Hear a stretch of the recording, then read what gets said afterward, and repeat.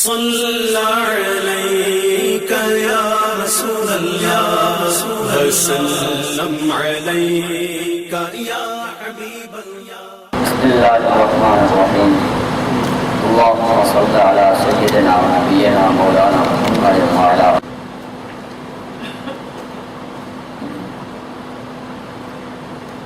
بسم اللہ الرحمن الرحیم۔ اللہم صل علی سیدنا و نبینا مولانا محمد وعلی آلہ وصحبہ وبارک وسلم۔ سامعین محترم، آج کے ہمارے درس قرآن میں آیت نمبر 36 کا ترجمہ اور تفسیر بیان کی جائے گی۔ اللہ تبارک و تعالی نے ارشاد فرمایا فَأَزَلَّهُمَا الشَّيْطَانُ عَنْهَا فَأَخْرَجَهُمَا مِمَّا كَانَا فِيهِ وَقُلْنَا اهْبِطُوا بَعْضُكُمْ لِبَعْضٍ عَدُوٌّ وَلَكُمْ فِي الْأَرْضِ مُسْتَقَرٌّ وَمَتَاعٌ إِلَىٰ حِينٍ۔ ترجمہ: بس شیطان نے ان دونوں کو یعنی حضرت آدم اور حوا علیہ السلام کو بہکا دیا، پھسلا دیا انہا اس درخت کی وجہ سے جس سے اللہ تبارک و تعالی نے انہیں منع فرمایا تھا۔ بس شیطان نے ان دونوں کو نکلوا دیا اس جگہ سے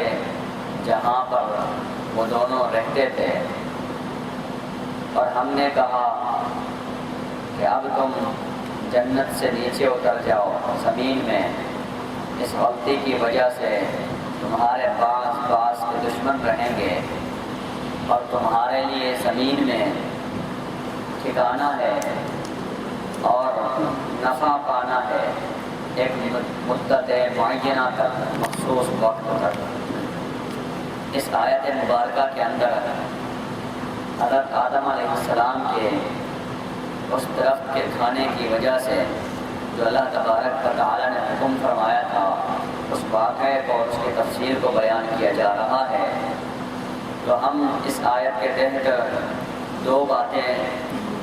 بیان کریں گے۔ پہلی بات، اس آیت کے ضمن میں جو آپ موضوع سمجھ لیں وہ یہ ہے، آج کی آیت مبارکہ کا موضوع کہ حضرت آدم علیہ السلام کے جنت سے باہر تشریف لانے کے واقعے کی جو تفصیل ہے اسے بیان کرنا ہے۔ آدم علیہ السلام کا جنت سے باہر تشریف لانے کا واقعہ، کیا احوال تھے، کیا صورتحال تھی، کس طرح تشریف لائے، اسے ہم بیان کرتے ہیں۔ تو آپ حضرات اسے سماعت فرمائیں۔ محدثین و مورخین نے احادیث شریفہ کے ضمن میں یہ بات بیان کی ہے کہ جس درخت سے اللہ تعالیٰ نے منع فرمایا تھا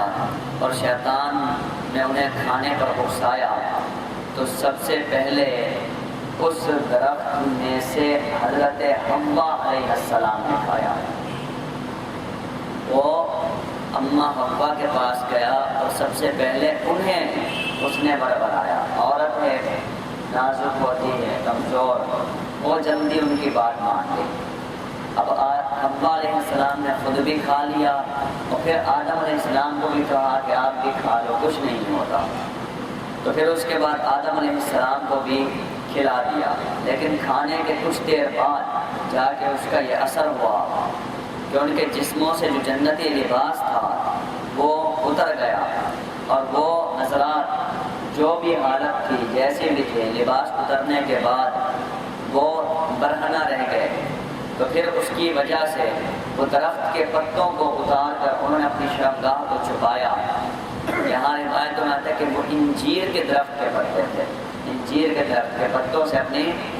شرمگاہ کو چھپانے لگے۔ تو اسی دوران رب تبارک و تعالیٰ کی طرف سے ندا آئی کہ آدم و حوا، کیا ہم نے تم کو اس طرف سے منع نہ کیا تھا، اور کیا تم سے نہ کہا تھا کہ شیطان تمہارا کھلا دشمن ہے، اس کے فریب میں نہ آنا۔ تو ان حضرات کے پاس سوائے معذرت کے، عذر کے اور کچھ بھی نہ تھا، خاموش رہے۔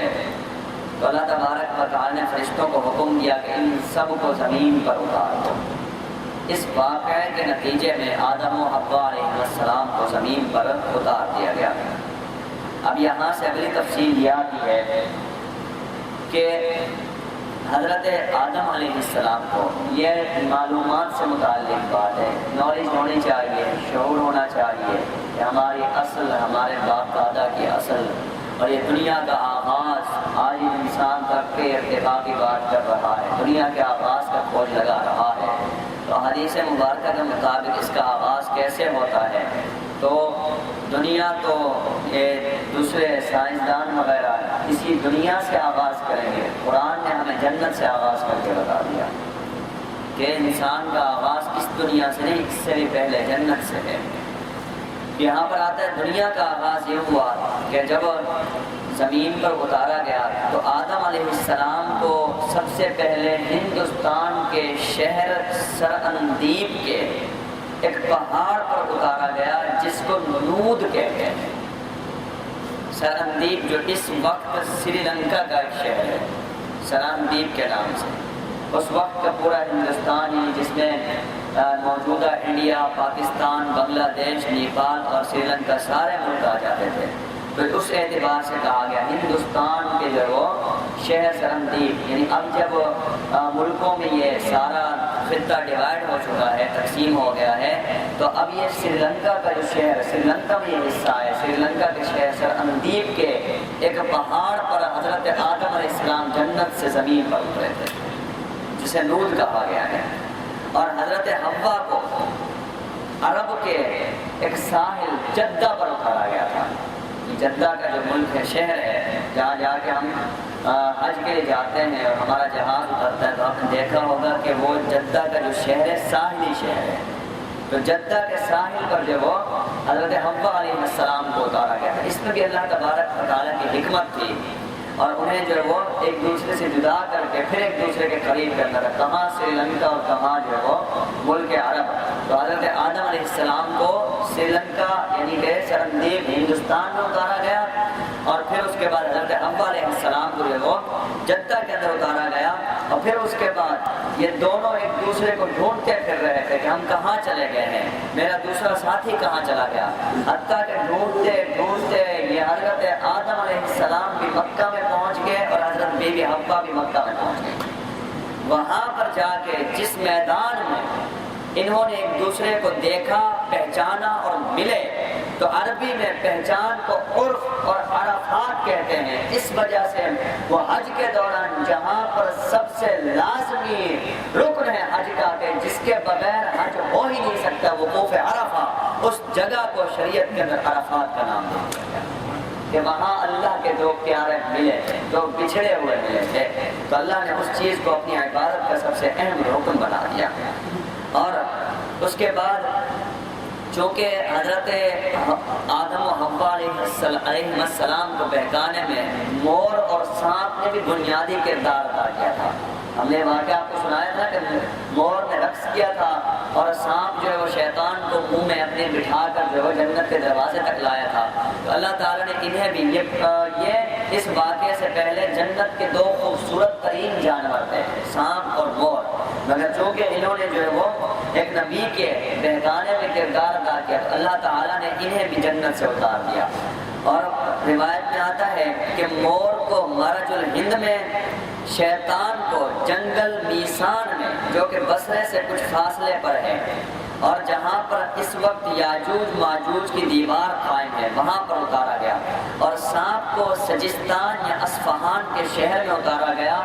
اسی لیے آج بھی اصفہان کے شہر میں جو کہ ایران کا ایک علاقہ ہے سب سے زیادہ سانپ وہاں پائے جاتے ہیں۔ اللہ تبارک و تعالیٰ کی جو حکمت، تو یہاں پر آتا ہے کہ یہ سب جو کہ رب تبارک و تعالیٰ کی جو ہے وہ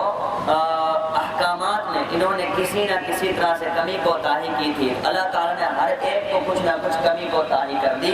کہ آدم علیہ السلام کو کھیتی باڑی کرنے اور رزق، معاش، روٹی پانی کا بندوبست کرنے کے لیے مکلف کیا گیا، تکلیف۔ یہ آپ دیکھتے ہیں انسان سب سے زیادہ اس وقت کس چیز کے بارے میں فکر مند رہتا ہے؟ روٹی پانی، دو لقمے، دو روٹی، سارا دن اس کے پیچھے بھاگتا دوڑتا ہے، حتیٰ کہ اسی کی خاطر وہ عبادت بھی بعض اوقات بھول جاتا ہے، تو اس کا پابند کیا گیا۔ اور حضرت حوا چونکہ عورت تھی تو انہیں حیض، حمل اور جو ہے وہ کمی عقل اور میراث میں کمی، ان جیسی چیزوں کا جو ہے وہ مکلف کیا گیا کہ انہوں نے رب کے احکام میں کمی کی، اللہ نے ان کے معاملات میں پھر کمی کر دی۔ اور سانپ نے جو وہ حکم خداوندی میں کمی کی تھی، اللہ نے اس کے پاؤں غائب کر دیے، اور مٹی کو جو ہے وہ اسے پیٹ کے بل چلایا، اور مٹی اس کی غذا کے طور پر رکھنے کی مٹی چاٹتا ہے، روایتوں میں یہی آتا ہے۔ اب بدی سائنس اس کے بارے میں کیا کہتی ہے ہمیں نہیں معلوم، لیکن روایت میں آ رہا ہے کہ سانپ کی غذا مٹی ہو، مٹی کھاتا ہے۔ آپ میں سے اگر کسی کو کوئی اس بارے میں علم ہو تو مجھے نہیں پتا۔ اور مور کے پاؤں جو ہے وہ بد شکل کر دیے گئے، ابلیس کی صورت مسخ کر دی گئی، نہایت رسوا کر کے اسے دنیا میں رکھا گیا۔ یہاں پر حضرت مولا علی کرم اللہ وجہ الکریم کے حوالے سے ایک روایت آتی ہے کہ یہ جو ہندوستان ہے ہمارا، یہ ہندوستان، یہ پاکستان، ہندوستان، سری لنکا، بالخصوص سری لنکا آپ نے دیکھا ہوگا کہ یہ جو ملک ہے یہ سب سے زیادہ ہرے بھرے کیوں ہیں؟ یہ عرب میں بھی صحرا ہے، دوسرے ملکوں میں بھی صحرا زیادہ ہے، وہاں پر اتنا ہریالی نہیں جتنی ان ملکوں کے اندر ہے۔ اس کی وجہ بتاتے ہیں کہ یہاں پر یہ ہندوستان کی زمین ہری بھری اس لیے ہے، اور اس کے اندر عود اور قرنفل یعنی لونگ اور یہ سنبل، ریحان، یہ بوٹی ببری، اس قسم کی خوشبودار چیزیں اس لیے سب سے زیادہ یہاں پر پیدا ہوتی ہیں کہ آدم علیہ السلام جب اس زمین پر آئے تو ان کے جسم پر وہ جنتی درخت کے پتے لگے ہوئے تھے، وہی چیز سے بدن ڈھانپ کر آئے تھے نا، وہ درخت کے پتے لگے ہوئے تھے، تو جب زمین پر اترے پتے ہوا سے اڑ کر جہاں جہاں پہنچتے گئے وہ درخت ہمیشہ کے لیے خوشبودار ہوتا چلا گیا کہ نبی کے جسم سے مس ہو کر ان کو تبرک و برکت مل رہی تھی۔ اور یہاں پر اب آگے مزید آتا ہے کہ آدم علیہ السلام جب جنت سے نیچے تشریف لائے تو کچھ چیزیں بھی وہاں سے لے کر آئے تھے۔ اس کے بعد جو ہے وہ ہر نبی کا ذریعہ معاش بتایا گیا۔ میں یہاں پر گفتگو روک دیتا ہوں، 10 سے 15 منٹ کافی رہے گا، اتنا درس قرآن تاکہ دلچسپی برقرار رہے، مین مقصد یہ ہے۔ اس سے قبل اس کو روک لیں بس، ہمارے آخری جملے کاٹ دیجیے گا۔ آخری 2 منٹ آپ کے لیے صرف دعوت کے ہوا